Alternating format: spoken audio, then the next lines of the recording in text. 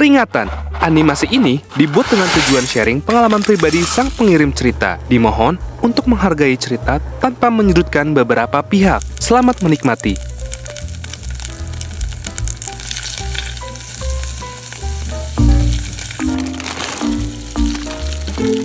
Halo pemirsa Gue Punya Cerita.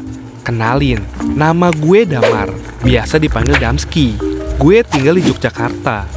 Salam kenal ya guys. Gue mau cerita tentang musola angker. Yap, kalian gak salah denger. Nih musola emang beneran spooky. Ngeri-ngeri gimana gitu. Cerita ini bermula dengan beredar cerita warga. Katanya, musola di kampung gue ada hantunya. Gak main-main guys. Hantunya itu Falak. Lu pada tahu kan hantu Falak? Tahu lah. Masa enggak? Kalau nggak tahu, Google aja ya. Jujur, desas-desus cerita horor tentang musola ini udah berlangsung lama. Cuma gue pribadi sih nggak pernah ngalamin ya. Ya gimana mau ngalamin? Gue sholat aja telat mulu, apalagi sholat di musola. Oh my lord, ampunilah dosa hambamu ini. Oke lanjut. FYI, depan musola itu ada kuburannya guys. Di samping kuburannya ada rumah. Nah, itu rumah temen gue, namanya Mamat. Dia temen gue dari kecil. Rumahnya Mamat tuh sering banget didoain. Bahkan setiap malam Jumat kali tuh diasinin.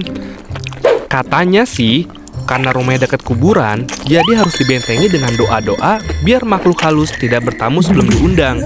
Hahaha, canda ya pemirsa. Nah, pernah ada cerita nih guys. Jadi waktu itu pernah ada orang malam-malam datang ke musola itu. Gue sih nggak tahu ya niatnya apa. Tapi waktu mereka injekin kaki di dalam musola itu, katanya rasanya kayak gelap satu ruangan. Bener-bener gelap, nggak bisa lihat apa-apa. Padahal ada jendela yang harusnya ada cahaya dari bulan dan bintang. Tapi ini nggak ada sama sekali. Dari situ dia kebingungan dan ketakutan karena semua terjadi begitu cepat. Tiba-tiba, dar! Ada Falak yang muncul di depan muka orang itu. Mukanya itu putih pucat, matanya merah, dan banyak darah di daerah mukanya. Orangnya langsung pingsan sampai pagi hari. Marbot yang niatnya hanya ingin bersihin musola, tiba-tiba ketemu orang yang tergeletak di dalam musola. Tanpa basa-basi, orang itu langsung dibangunin dan diberikan segelas air untuk menenangkan dirinya.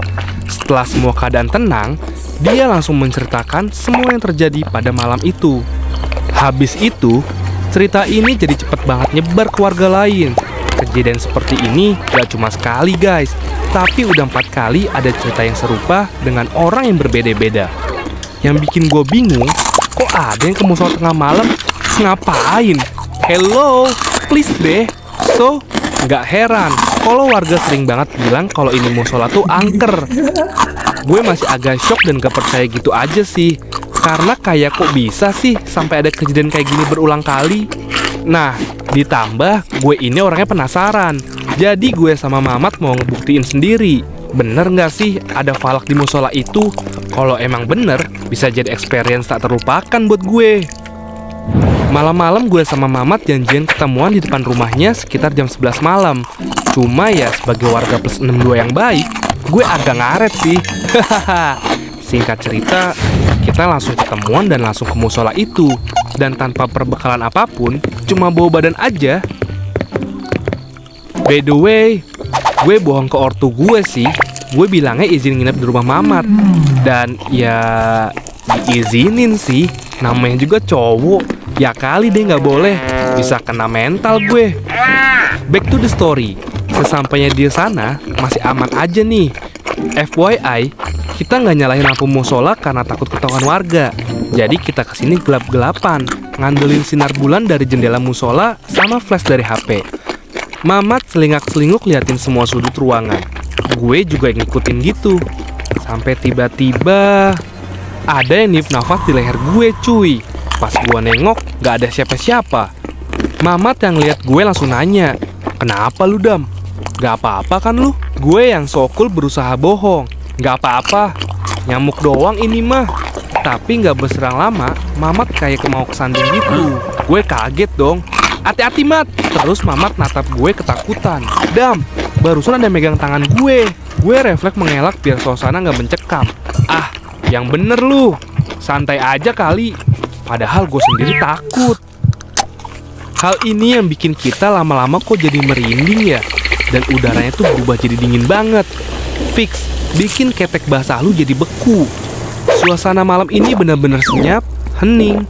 Bahkan suara angin, tetesan air, atau jangkrik gak kedengeran sama sekali. Seketika...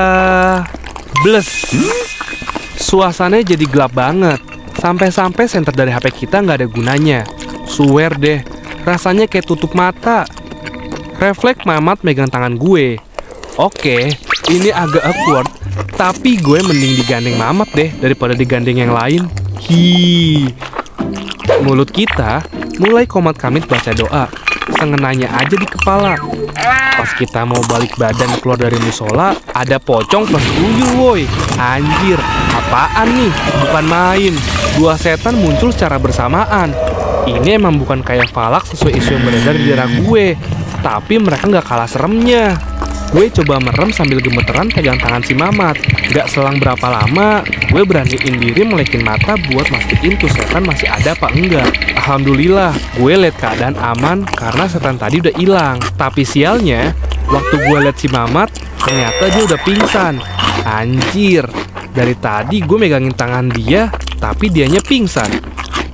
Gue nunduk di sebelah Mamat sambil berusaha sadarin dia. Mat, bangun Mat. Asli, susah banget banguninnya. Padahal gue tabok-tabokin tuh mukanya. Waktu gue masih berusaha bangunin dia, tiba-tiba kayak ada sehelai kain yang nyentuh persis belakang gue. Serrrr, langsung merinding mampus gue. Gue inget kata orang, salah satu cara buat ngalahin rasa takut itu dengan ngeliatin balik ke arah yang kita takutin, biar tuh setan hilang dan ngiranya kita itu berani. Gak pikir panjang, gue yang udah ketakutan pura-pura beraniin diri langsung zikir dan balik badan. Astagfirullah. Dan yang gue lihat emang ternyata kosong. Lega gue. Gue balik badan lagi ke arah situ.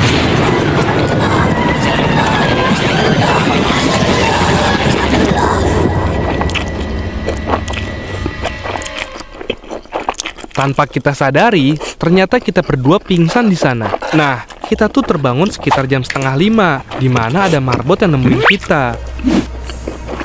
Gawat. Gue takut aja diaduin sama ortu gue. Parahnya lagi, gue bakalan malu kalau jadi omongan warga karena pingsan di musola. Anehnya, pas gue bangun itu musolanya nggak bener-bener gelap kayak sebelumnya. Sekarang tuh ada cahaya yang masuk lewat jendela, jadi sekeliling kita tuh kelihatan.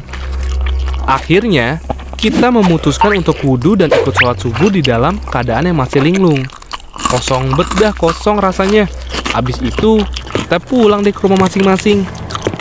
Sampailah nih gue di rumah, gue awalnya mau cerita ke ortu gue. Tapi gue keep aja deh, takut kena omel.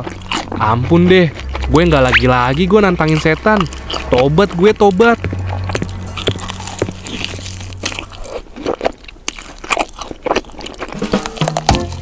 Nah, gitu deh cerita pengalaman gue di musola angker. Pesan dari gue, jangan pernah nantangin sesuatu yang bukan di ranah kita. Kalau dengar cerita-cerita mistis, ya cukup didengar aja. Jangan dicari tahu lebih lanjut. Ntar yang ada jadi kayak gue. Oh iya, kalau mau masuk musola atau masjid, jangan lupa berdoa dulu ya. Jangan asal masuk, karena juga ada etikanya untuk masuk ke rumah ibadah. Kalian harus menghargai tempat ibadah dengan berdoa sebelum masuk. Pastiin dalam keadaan suci. Ngerti nggak lu? Kalau nggak ngerti, Google sendiri deh doanya. Intinya, kita nggak boleh sembarangan. Dari sini gue belajar banyak hal. Demi apapun, gue bener-bener kapok. Kita ini hidup berdampingan dengan makhluk gaib. Udah seharusnya kita nggak cari gara-gara dengan mengganggunya. Segitu dulu pengalaman horor gue di musola angker. Sampai jumpa. Jangan lupa subscribe di channel Gue Punya Cerita ya.